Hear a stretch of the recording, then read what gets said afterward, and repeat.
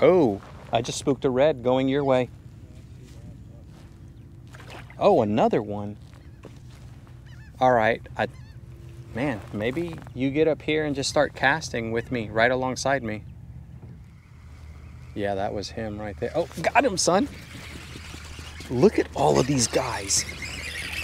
He's over there by you.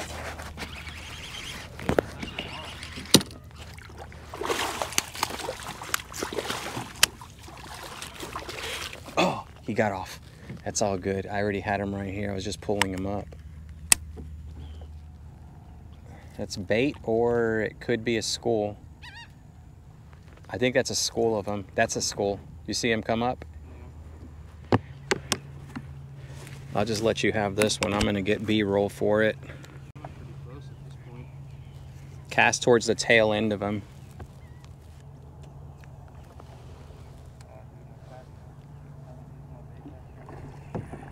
There you go. I know. All right, I'm gonna go catch. They've regrouped over there. I'm gonna go catch one. Over here to our left, 10 o'clock.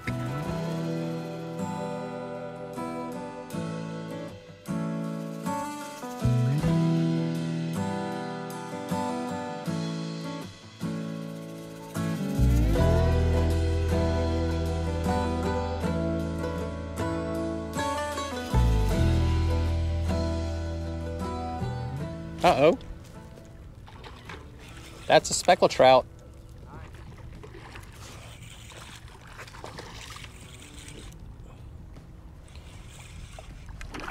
Oh, nice. Little 12-incher.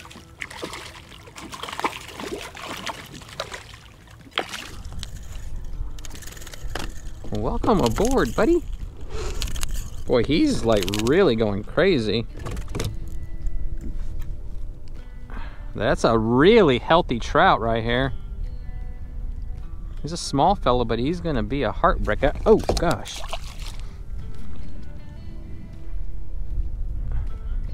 Working the slick. Man, that kind of makes like catching all that bait worth it right there.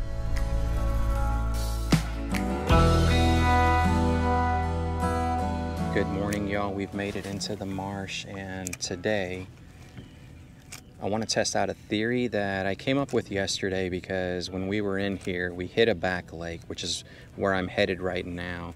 It was loaded with hundreds of reds, and the minute that the first one was caught from that school, it spooked everything else.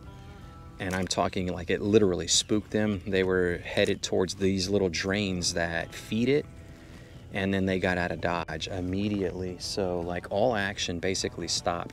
What I'm thinking is they're in there feeding in the early morning hours before the sun even comes up, and then the minute that it starts to get daylight, they get out of dodge.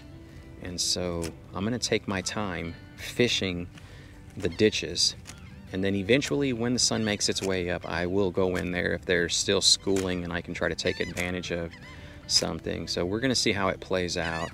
I did catch one in the ditch yesterday, and I spooked quite a few of them, so that's why I came up with the theory that I just told y'all about. And hopefully once I go into ninja mode, I'm hoping that we're going to be able to catch a little bit more than what we did yesterday, which only happened to be the one.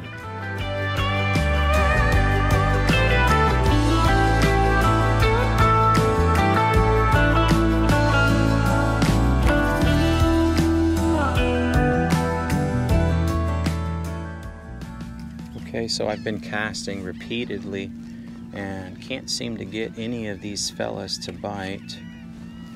But it's as I said, they are pushing through.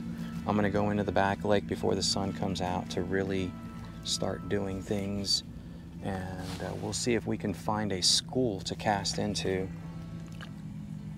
2 days in a row, the reds are here, and they're aggressively feeding on all the bait that's out here. It's hard to get them to bite. Very hard.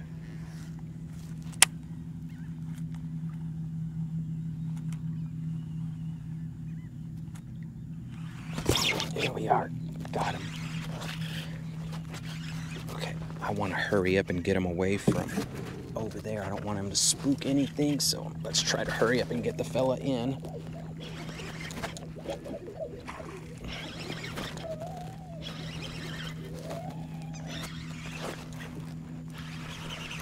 All right, here we go.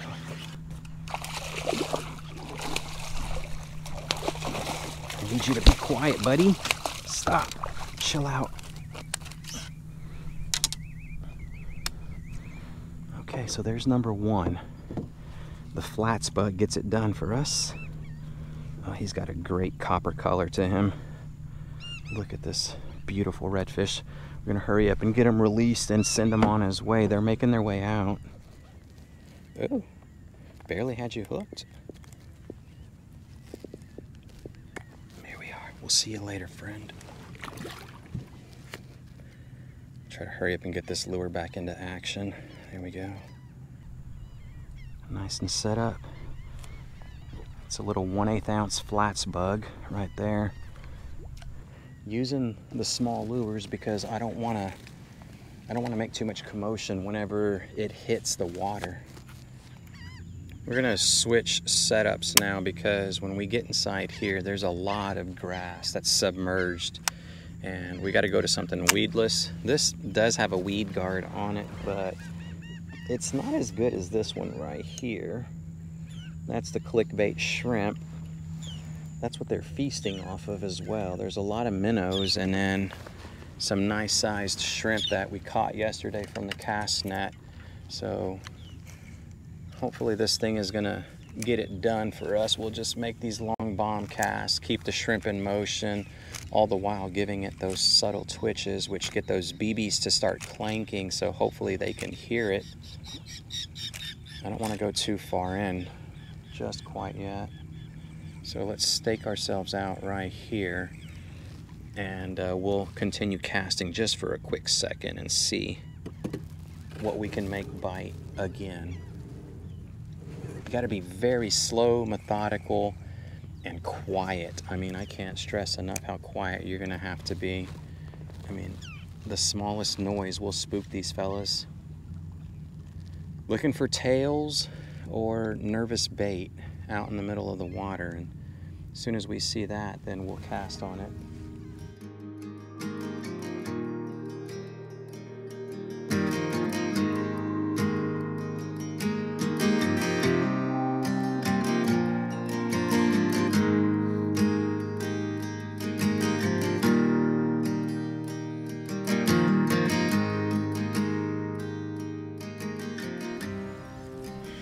Left the back lake about 30 minutes ago, and I have been pushing through this maze of marsh grass in hopes of seeing something to cast at, but I haven't.